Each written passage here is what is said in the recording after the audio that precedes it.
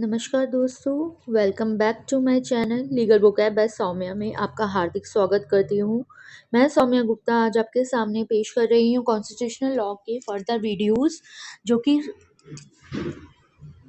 आज हम बात करेंगे जुडिशियल रिव्यू के बारे में कि जुडिशियल रिव्यू होता क्या है। तो जुडिशियल रिव्यू के बारे में अगर हम बात करते हैं तो इस क्या होता है जुडिशियल रिव्यू, जो कि आर्टिकल 13 के पर्सपेक्टिव में क्या जुडिशियल रिव्यू है और जुडिशियल रिव्यू और आर्टिकल 13 कैसे कनेक्टेड हैं, इंटरलिंक्ड हैं, क्या केसेस हैं, क्या चीज़ें हैं, डॉक्ट्रिन्स क्या हैं, ये सब आज इस वीडियो में मैं आपको बताऊंगी। तो चलिए बिना देरी के स्टार्ट करते हैं। प्लीज़ अगर चैनल पे आ गए हैं तो लाइक शेयर सब्सक्राइब ज़रूर कर दीजिए चैनल को, और कोई भी क्वेश्चन होता है आपका तो वो कमेंट बॉक्स में आप मुझसे पूछ सकते हैं। आपका हार्दिक स्वागत है। तो स्टार्ट करते हैं कि जुडिशियल रिव्यू क्या है। जुडिशियल रिव्यू का मतलब ईएस क्राउन कहते हैं कि power of courts to decide about constitutionality of legislative acts. जो भी लेजिस्लेचर एक्ट करता है, कोई भी लॉ बनाता है, उसकी कॉन्स्टिट्यूशनैलिटी है कि नहीं, उसको डिसाइड करना कोर्ट के द्वारा ऐसी पावर दी गई है, वो कहलाती है जुडिशियल रिव्यू। कोर्ट को जो पावर दी गई है कि डिसाइड करे अबाउट कॉन्स्टिट्यूशनैलिटी, कि वो कॉन्स्टिट्यूशन के को वायलेट तो नहीं कर रहा लेजिस्लेटिव एक्ट। और लेजिस्लेचर का एक्ट क्या होता है? लेजिस्लेशन बनाना। लेजिस्लेचर का एक्ट क्या होता है? लेजिस्लेचर बनाना। तो आज हम जुडिशियल रिव्यू पढ़ेंगे, जो कि यही कह रहा है कि जुडिशियल रिव्यू की पावर कोर्ट को दी गई है। और इंडिया ने कहाँ से लिया है जुडिशियल रिव्यू की पावर को? जुडिशियल रिव्यू की पावर को इसके केस में लिया। आप नोट डाउन कर लीजिए कि जुडिशियल रिव्यू की पावर इंडिया ने यूएसए से बोरो की है, ली गई है। तो ये क्वेश्चन आता है जरूर, तो आप भी नोट डाउन कर लीजिए, ये प्री में जरूर आता है। पावर जुडिशियल रिव्यू क्या है? वो सुप्रीम कोर्ट ऑफ अमेरिका ने हिस्टोरिक केस मारबरी वर्सेस मेडिसन के केस में दिया था। और क्या कहता है?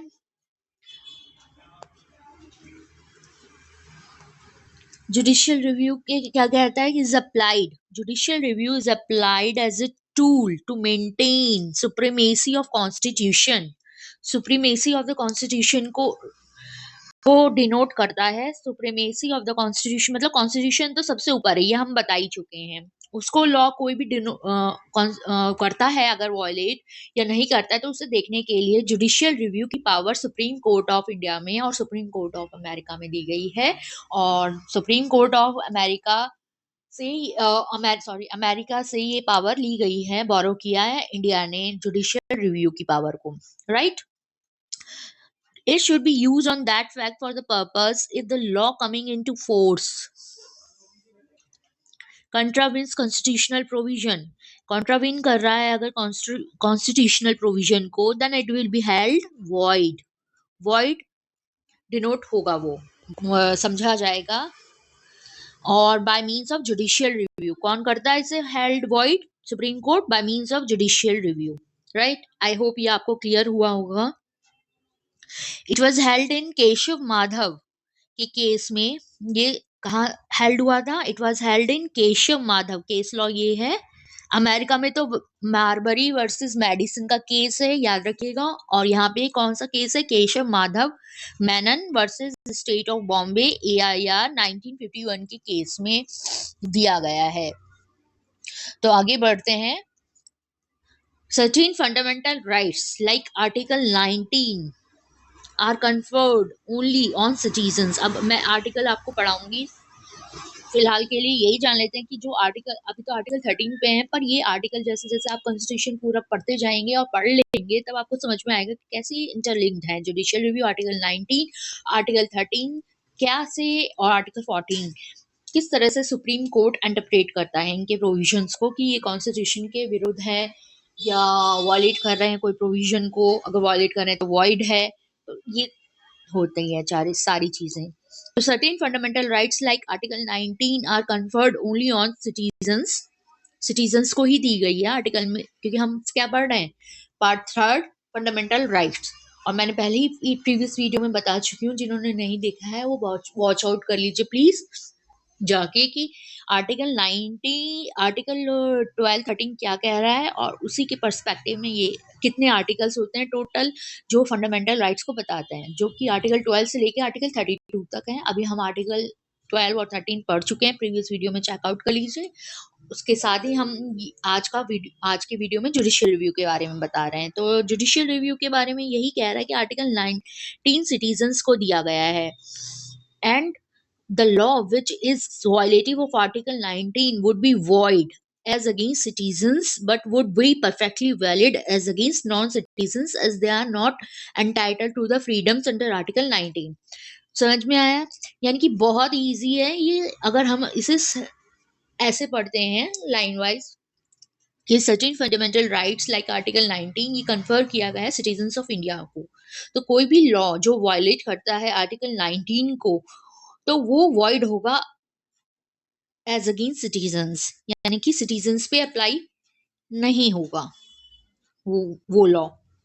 लेकिन अब परफेक्टली वैलिड होगा वो लॉ जो बनाया गया है लेजिस्लेशन के द्वारा, जो वो नॉन सिटीजन्स जिनको अप्लाई नहीं, जिनको ये फ्रीडम अंडर आर्टिकल 19 नहीं दी गई है, उन पे परफेक्टली वैलिड होगा। यानी कि अगर वो वॉइड है तो वॉइड ही समझा जाएगा law, sorry, but would be perfectly valid हो रहेगा ये वाला law as against non-citizens, as they are not entitled to the freedoms under Article 19. I hope ये clear हुआ होगा आपको। Now अब हम पढ़ते हैं the constitution should change with the changing needs of the society and meet the challenges of growth and change. ठीक है, ये जरूर आप नोट डाउन कर लीजिएगा कि चैलेंजेस जो ग्रोथ और चेंज आ रहा है सोसाइटी में, उसके चेंजिंग नीड्स के अकॉर्डिंग कॉन्स्टिट्यूशन को भी चेंज होगा। अगर कॉन्स्टिट्यूशन न्यू चैलेंज से मीट नहीं करता है तो वो प्रेशर और क्रैक एंड क्रम्बल में आ जाएगा, राइट। तो ये तो था हमारा जुडिशियल रिव्यू के कुछ पॉइंट्स। अब जुडिशियल रिव्यू किस केस में है, हमने दिखा रहे हैं, किस केस में दिखा रहे हैं, just a minute. the power of judicial review was however given, मैं आपको बताई चुकी हूँ, मारबरी मेडिसिन में हिस्टोरिक केस है, ये नोट डाउन कर लीजिए, ये भी क्वेश्चन पूछा जाता है। In the state of Madras versus VG Raw AIR 1952, it was observed that कुछ केस लॉज हैं, ये पढ़ लेते हैं, that our constitution contains express provision for judicial review, लिखा हुआ है constitution में express provisions है। Legislation as to its conformity with the constitution की कंफर्मिटी में होता है, कंफर्मिटी में। सेकंड केस लॉ है AK गोपालन का, बहुत ही इंपॉर्टेंट, मोस्ट इंपॉर्टेंट केस है versus state of Gujarat Madras AIR 1950 SC 27। ये कह रहा है कि जो जस्टिस कानिया है थे उस समय, तो ये बहुत ही इंपॉर्टेंट है, जस्टिस भी पूछ ले जाते हैं कि इनके केस में, AK गोपालन के केस में ये कौन जस्टिस है, Kania justice, chief justice, pointed out that it was only by way of abundant caution that the framers of our constitution जो inserted the specific provision in article 13। ये बहुत ही ड्यू डिलीजेंस केयर से framers of the constitution ने insert किए specific provisions in article 13।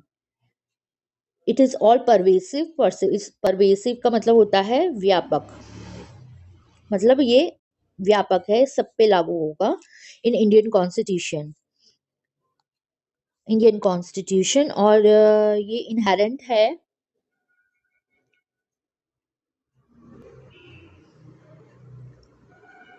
Okay, inherent है case, क्योंकि ये आर्टिकल्स में मेंशन नहीं है, even without mention in articles, किसी आर्टिकल्स में मेंशन नहीं है, कॉन्स्टिट्यूशन के इनहेरेंट है, दिया गया है पहले से ही, जो मैं आपके फीचर्स में डिस्कस कर चुकी हूँ, ये वही बता रहा है। तो जुडिशियल रिव्यू इतना ही था। अब पढ़ लेते हैं इसके कनेक्टेड डॉक्ट्रिन ऑफ सीवरेबिलिटी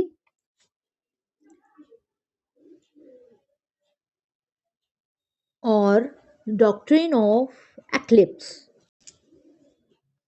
चलिए पढ़ते हैं, जस्ट अ मिनट।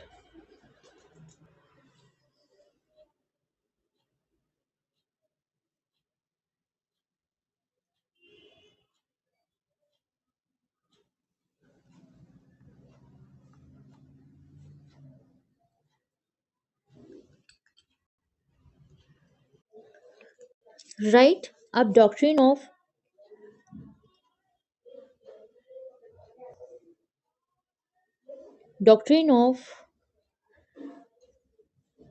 सीवियरेबिलिटी पढ़ते हैं। डॉक्ट्रिन ऑफ सीवियरेबिलिटी यही कह रहा है कि the need of this doctrine arise when there is an issue of invalidity and unconstitutionality of part or of a statute. Doctrine of severability का मतलब जानने से पहले हम ये जान लेते हैं कि इसकी नीड क्यों हुई। इसकी नीड इसलिए हुई क्योंकि एक इशू उठता है कि इनवैलिडिटी और अनकॉन्स्टिट्यूशनलिटी कोई भी लॉ के स्टैट्यूट मतलब लॉ, कोई भी लॉ के बारे में या उसके पार्ट के बारे में तो क्या होगा। तो ये क्वेश्चन आता है निकल के कि basis of this doctrine lies in the word to the extent of such consistency article 13 clause 1 में दिया गया है। ये डॉक्ट्रिन ऑफ सिवियरेबिलिटी यहीं से निकल के आता है, आर्टिकल 13 क्लॉज 1 से, कि अगर कोई भी लॉज इनकंसिस्टेंट हुआ तो उसको या उसका पार्ट कोई इनकंसिस्टेंट हुआ तो उसे किस तरह से डिक्लेयर किया जाएगा। क्या है डिक्लेयर, तो वो उसका पार्ट जो है वो डिक्लेयर, अगर वो इनकंसिस्टेंट है तो वो वॉइड कहलाएगा, वो वाला पार्ट, और उसको अलग कर दिया जाएगा, सीवियर कर दिया जाएगा, सेपरेट कर दिया जाएगा। अब ये डॉक्ट्रिन का वन एक्सेप्शन है कि sometimes valid and invalid parts जो होंगे ना क्लोजली मिक्स्ड होते हैं, that can't be separated. In such a case the whole act is held to be void. Void समझा जाएगा सारे एक्ट को, राइट। ये किस केस में था, किस केस में नहीं कहूंगी मैं कहूंगी एक केस लॉ है कि होतो होलोहान वर्सेस जचीलू AIR 1993 का केस है। इस केस में क्या कहता है, इस केस में ये कहा गया है कि section 10 of the 10th schedule minus para 7 remains valid are constitutional। मतलब para 7 which has been declared unconstitutional is severable है from the main provisions of the 10th schedule। 10th schedule के मेन प्रोविजन से उसे अलग कर दिया जाएगा जो अनकॉन्स्टिट्यूशनल है। और यहाँ पे अनकॉन्स्टिट्यूशनल कौन सा है, para 7 of section 10 of 10 schedule, right. अब इसका ये क्या होता है कि कैसे सेपरेबल है या नहीं है, कैसे जाना जाएगा। तो इसके लिए हमें देखना होगा कि इंटेंशन क्या है लेजिस्लेचर की। लेजिस्लेचर की इंटेंशन क्या है, अगर वो वैलिड पार्ट को इनेक्ट कर रहा है विदाउट इनेक्टिंग वॉइड पार्ट, तब तो वो आंसर इज यस है, तब सीवरेबल हो जाएगा। और अगर आंसर इज नो है then it is not severable. I hope ये आपको क्लियर हुआ होगा। अब डॉक्ट्रिन ऑफ एक्लिप्स पढ़ते हैं। Doctrine of eclipse clause article 13 का क्लॉज 2 डिनोट करता है, जो कि ये कहता है कि when an existing law which is inconsistent violates the fundamental right it becomes inoperative हो जाता है, इसी से है inoperative from the date when constitution came into force। अगर कॉन्स्टिट्यूशन से पहले के लॉज के बारे में बताता है, प्री कॉन्स्टिट्यूशनल लॉज के बारे में, कॉन्स्टिट्यूशनल लॉज के बारे में बताता है। तो प्री कॉन्स्टिट्यूशनल लॉज के बारे में बताता है कि वो इफेक्टिव इनऑपरेटिव हो जाएगा अगर कोई इनकंसिस्टेंट वायलेट करेगा, फंडामेंटल राइट्स को एग्जिस्टिंग कर लेगा, फंडामेंटल राइट्स को remain eclipse and dormant to the extent it comes under shadow of fundamental right.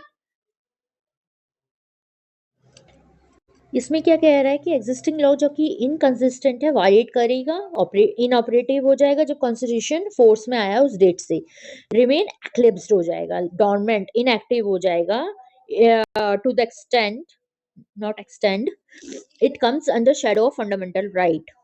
पर ओके, ये वन डॉक्ट्रिन ऑफ एक्लिप्स का मैंने पॉइंट्स बना दिए हैं। सिर्फ इसमें नहीं दिया गया है कि ये क्लॉज 1 है, ये क्लॉज 2 है, पर आर्टिकल क्लॉज 2 में ये डॉक्ट्रिन ऑफ एक्लिप्स दी गई है, वहीं से निकल के आती है। भाई clause 1 deals with pre constitutional laws, clause 2 prohibits states from making any law making taking away or abridging the right conferred by this part. That is, in other words, हम ये भी कह सकते हैं कि it will apply to laws which are made after the constitution came into force. मतलब कि ये अप्लाइज उन लॉज के बारे में है जो कि कॉन्स्टिट्यूशन के इनफोर्स होने के बाद, लागू होने के बाद बनाए गए हैं, ना कि प्री कॉन्स्टिट्यूशनल लॉज। ये भी डॉक्ट्रिन ऑफ एक्लिप्स का एक बहुत इंपॉर्टेंट पार्ट है, नोट डाउन कर लीजिएगा। द ट्रू स्कोप आर्टिकल 20 का कहाँ से आ रहा है? आर्टिकल 20 का ट्रू स्कोप इससे नजर आ रहा है कि it was extensively dealt with the Ambika Mills case, State of Gujarat versus Ambika Mills AIR 1974 के केस 1300 जो उसकी साइटेशन है, और केस अंबिका मिल का केस है, ये रिनोन केस है जो कि ये हेल्ड करता है कि पोस्ट कॉन्स्टिट्यूशनल लॉ वॉइड होंगे, पोस्ट कॉन्स्टिट्यूशनल लॉ, राइट, ना कि pre. Post constitutional law wide होंगे उतना कि वो कॉन्ट्रवेंशन कर देते हैं that the law would be void only against those persons whose fundamental rights are taken away or abridge, not average but abridge, abrdge, right, abridge, but would be perfectly valid as against those who have no fundamental rights। ठीक है, ये laws अगर बनाए गए हैं void है constitutional के, post constitutional laws जो कि बनाए गए हैं वो अगर वॉइड है फंडामेंटल राइट्स के और सिटीजन्स को दिए गए हैं वो राइट, तो वो भी वैलिड नहीं रहेगा, तो वो क्या होंगे, वॉइड होंगे, सिटीजन्स को दिए गए हैं अगर। और सिटीजन्स को नहीं दिया है, जैसे आर्टिकल 19 के केस में सिटीजन्स को दिया है, तो आर्टिकल 19 का केस, अगर आर्टिकल 19 के केस में क्या होगा, सिटीजन्स को दिया है, वह नॉन सिटीजन्स को नहीं दिया गया है फंडामेंटल राइट्स। तो उसके पर्सपेक्टिव में अगर हम देखें तो यही जानेंगे कि फंडामेंटल राइट्स के ये जो नॉन कंसिस्टेंट इनकंसिस्टेंट लॉज हैं ये परफेक्टली वैलिड होंगे जिसके पास फंडामेंटल राइट्स नहीं है, और वॉइड अगर इनकंसिस्टेंट है तो वो वॉइड ही रहेंगे against those persons whose fundamental rights are taken away और एब्रिज, राइट। अब ये 4 क्या कह रहा है, इन केस ऑफ और पोस्ट कॉन्स्टिट्यूशनल लॉ में which are inconsistent with fundamental rights and void from the very inception get it declaration by the court on of its validity will be necessary as from the clause 1। मतलब इनको declare करना जरूरी है court के द्वारा कि ये inconsistent है और फंडामेंटल राइट्स के, और ये वॉइड है अगर सिटीजन्स को दे रहे हैं, और अगर नहीं है सिटीजन्स को दे रहे हैं तो वो वॉइड नहीं कहलाएंगे। अब ये भी है कि क्लॉज 1 जो दिया गया था जिसमें डॉक्ट्रिन ऑफ सिवरेबिलिटी थी, और क्लॉज 2 में डिफरेंस जिसमें डॉक्ट्रिन ऑफ एक्लिप्स है, उसमें क्या डिफरेंस है, ये मतलब है पहला वाला जो क्लॉज 1 है उसमें तो वॉइड अब इनिशियो यानी कि शुरुआत से ही लॉज वॉइड कहलाएंगे, जबकि क्लॉज 2 में डॉक्ट्रिन ऑफ एक्लिप्स में शुरुआत से लॉज अगर inconsistent does not make law inconsistent laws को शुरू से ही वॉइड अब इनिशियो नहीं कहलाया जाएगा, वॉइड मतलब बिल्कुल ही नल एंड वॉइड नहीं कहलाया जाएगा उनको, राइट। आई होप ये आपको क्लियर हुआ होगा। अब डॉक्ट्रिन ऑफ वेवर पढ़ लेते हैं। डॉक्ट्रिन ऑफ वेवर, वेव का मतलब होता है त्यागना, छोड़ना, अबेंडन करना। तो डॉक्ट्रिन ऑफ वेवर का क्वेश्चन कि क्या फंडामेंटल राइट्स को कोई भी लॉ कोई भी सिटीजन वेव कर सकता है, तो इसका क्वेश्चन सबसे पहले उठा था Basheshwar Nath versus income tax commissioner AIR 1959 के केस में। इसमें हेल्ड किया गया था कि citizen can't waive his fundamental right, fundamental rights को वेव नहीं कर सकते, त्याग नहीं सकते, दे नहीं सकते। रीजन क्यों है इसका? The reason behind it, it is not only meant for benefit of individual, but it is also an obligation upon the state by constitutional ने दिया गया है state को obligation that no person can relieve state of his obligation। कोई भी citizen जो है कोई भी पर्सन जो है किसी देश का, वो इस ऑब्लिगेशन से, ऑब्लिगेशन कौन सी, कि उसके फंडामेंटल राइट्स हैं उस पे, वो उससे वेव नहीं कर सकता है, can't waive his fundamental right. Dissenting judgement आया था, एस के दास जी ने दिया था, जस्टिस एस के दास जी ने डिसेंटिंग जजमेंट कहा था कि प्रिविलेज है, ये राइट है guaranteed by the constitution in the individual that the primary that the intended benefit does not infringe, मतलब ये वेव कर सकता है। इनके डिसेंटिंग में उल्टा ओपिनियन दिया गया था, कि ये डिसेंटिंग ओपिनियन ये दिया गया था एस के दास जस्टिस के द्वारा, कि दे वेयर ए राइट और privilege guaranteed by the constitution rest in the individual for his benefit and does not infringe on other, it can be waived. तब वेव हो सकता है जब वो उसके बेनिफिट के लिए हो, फंडामेंटल राइट्स वो कर सकता है, और किसी और राइट्स को इन्फ्रिंज नहीं कर रहा है। Is not forbidden by law and does not contravene public policy, किसी लॉ के द्वारा रोका नहीं गया है, समाप्त नहीं किया गया है, and does not contravene public policy और पब्लिक मोरल्स, और does not contravene public morals और पब्लिक पॉलिसी और पब्लिक मोरल्स को के विरुद्ध नहीं है, कॉन्ट्रोविन नहीं कर रहा है। तो आई होप ये आपको क्लियर हुआ होगा। आज का वीडियो थोड़ा लंबा है, लेकिन बहुत ही शानदार वीडियो बना है। आप प्लीज इसे लाइक, शेयर और कमेंट जरूर कीजिएगा। कोई भी डाउट होता है, कोई भी क्वेश्चन होता है, कोई भी क्वारीज होता है, तो प्लीज कमेंट बॉक्स में जरूर पूछिएगा। लीगल वोकैब बाय सौम्या आपको क्वेश्चन का आंसर देने में बहुत खुश होगी। तो आज से मैं ये वाला doctrine of waiver, doctrine of severability, doctrine article 12 और 13 का कंप्लीट डॉक्ट्रिन ऑफ क्लिप्स समझा दिया गया है। कोई भी क्वेरी हो तो प्लीज पूछिएगा। तब तक लीगल होकर आपसे विदा लेती है। पढ़ते रहिए, शेयर करते रहिए, लाइक करते रहिए लीगल वोकैब बाय सौम्या को। धन्यवाद, थैंक यू।